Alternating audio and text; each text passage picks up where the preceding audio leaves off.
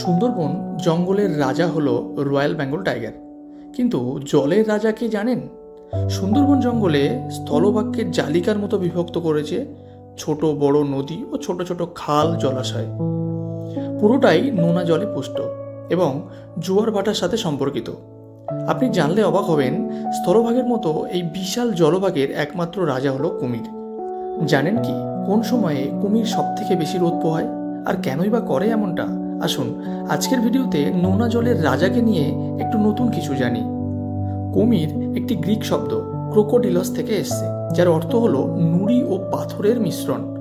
খুব সহজ কথায় এবড়ো খেবড়ো নুড়ি পাথর, অর্থাৎ কুমিরের এমন কাঁটাযুক্ত নিশ্চুপ পাথরের মতো শরীর থেকেই এমন নাম। পৃথিবীতে মোট প্রায় 18 প্রজাতির কুমির দেখতে পাওয়া যায়। এর মধ্যে সবথেকে হিংস্র, শিকারী এবং বিখ্যাত হলো নোনা জলের কুমির। সুন্দরবনে একে শান্ত, অপরদিকে হিংস্র প্রাণঘাতকও বলা হয়ে থাকে, কারণ নোনা জলের কুমিরের অন্যান্য প্রজাতির কুমিরগুলির থেকে আক্রমণাত্মকতার মাত্রা অনেক বেশি। একটি নোনা জলের কুমিরের আয়তন প্রায় 16 থেকে 20 ফুট পর্যন্ত হতে পারে। একবার ভেবে দেখুন, যেটি একটি বিশাল আকৃতির কাঠের গুঁড়ির সমান এবং এর ওজন আনুমানিক 300 থেকে 600 কিলো পর্যন্ত হতে পারে, বা তার বেশিও হতে পারে। নোনা জলের কুমিরের চোয়ালের ক্ষমতা এতটাই বেশি যে অন্যান্য আক্রমণাত্মক শিকারীর তুলনায় তার প্রায় 7 গুণ এবং অন্যান্য প্রজাতির কুমিরের তুলনায় 3 গুণ বেশি। কুমিরের উপর ও নিচের চোয়াল মিলিয়ে প্রায় 80টি দাঁত থাকে। সবথেকে আশ্চর্যের ঘটনা হলো, কুমিরের এতগুলি দাঁত থাকার সত্ত্বেও তারা খাবার গিলে খায়, যে জন্যে তারা ডিম পাড়ে।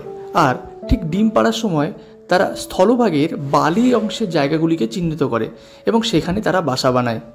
কুমির মূলত সরীসৃপ পর্যায়ের প্রাণী। যেহেতু তারা নোনা জলে বসবাস করে, তাই তাদের জিভে একটি লবণের গ্রন্থি থাকে। কুকুরের মতো কুমিরেরও কোনো ঘাম গ্রন্থি থাকে না, তার জন্য সবসময় তারা হা করে ঘুমায় এবং কুকুরের মতো হাঁপাতে থাকে, কিন্তু প্রায়শই তাদের চোখ খোলা রেখে ঘুমাতে দেখা যায়। কুমিরের দেহের গঠন অনুযায়ী তাদের দেহের বেশিরভাগ ব্যবহৃত ইন্দ্রগুলি মাথার উপরে অবস্থিত। এতে তাদের পুরো শরীরটা জলের নিচে লুকিয়ে রেখে লুকিয়ে শিকার ধরতে সাহায্য করে। যেহেতু তাদের চোখ, কান, নাক মাথার উপরে, ফলে মাথা অল্প জলে উঁচু রেখে শিকারের অপেক্ষায় লুকিয়ে থাকতে পারে তারা। কুমির এতটাই স্পর্শকাতর, সচেতন ও প্রখর দৃষ্টিশক্তির হয় যে সম্পূর্ণ অন্ধকারে নিজের শিকার ও শিকারীকে খুব সহজে শনাক্ত করতে পারে।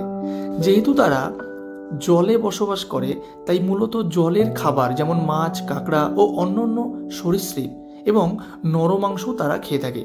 আবার বড় বড় কুমিরগুলি অনেক সময় হরিণ ও বন্য শুকরের মতো বড় বড় প্রাণীকে নিজের শিকার করে খাদ্য হিসেবে গ্রহণ করে। কুমির সাধারণত ধীর গতির ও অলস হয়ে থাকে, কিন্তু খাদ্য গ্রহণ ও সংরক্ষণের সময় সবথেকে বেশি আক্রমণাত্মক ও হিংস্র হয়ে ওঠে এরা। একটি কুমিরের গড় আয়ু প্রায় 30 থেকে 40 বছর এবং আকারে বড় কুমির প্রায় 60 থেকে 70 বছর পর্যন্ত বাঁচতে পারে। একটি তথ্য জানলে আপনিও অবাক হবেন যে কুমির এতটাই সামাজিক প্রাণী যে তারা কণ্ঠস্বরের মাধ্যমে বার্তা আদান প্রদান করতে পারে। প্রায় 20টিরও বেশি বার্তা তারা কণ্ঠস্বরের মাধ্যমে আদান প্রদান করে থাকে। কুমিরদের মূলত শরীরের তাপমাত্রা নিয়ন্ত্রণ করার জন্যই রোদে শুয়ে থাকতে দেখা যায়। এই পদ্ধতিকে বলা হয় বাস্কিং। কুমির মূলত ঠান্ডা রক্তের প্রাণী, তাই শরীরের কার্যকলাপ পরিচালনা এবং হজম ক্ষমতা বৃদ্ধির জন্য বহিরাগত তাপের উৎসের উপর নির্ভর থাকতে হয়। তাই গ্রীষ্মের সময়ে কুমিরদের বাস্কিংয়ের সময় কম লাগে। এ কারণে গরমের সময় কুমিরকে খুব বেশি রোদ পোহাতে দেখা যায় না। অন্যদিকে ঠান্ডার সময় বা শীতকালে তাদের বাইরের পরিবেশের উষ্ণতা গ্রহণ করতে ঘন ঘন বাস্কিংয়ের প্রয়োজন হয়ে পড়ে। আর তখনই বেশিরভাগ সময় জল ও স্থলের খুব কাছাকাছি শরীরের তাপমাত্রা নিয়ন্ত্রণের জন্য রোদ পোহাতে দেখা যায় কুমিরদের।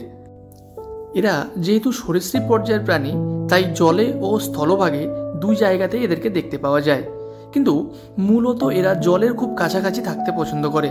এর আরও একটি বড় কারণ হলো, জলে ঝাঁপিয়ে খুব সহজে আক্রমণকারীর হাত থেকে নিজেকে রক্ষা করতে পারে তারা। কুমির সম্পর্কে এমন আরও নানান তথ্য আছে, তবে আজ এ পর্যন্তই। এমনই সব জানা অজানা ভ্রমণমূলক তথ্য পেতে সুন্দরবন সেবিকা ট্রাভেলসের সাথে থাকুন। ভিডিওটি ভালো লাগলে অবশ্যই লাইক, শেয়ার, সাবস্ক্রাইব করবেন। সবাই ভালো থাকবেন, সুস্থ থাকবেন। ধন্যবাদ সকলকে।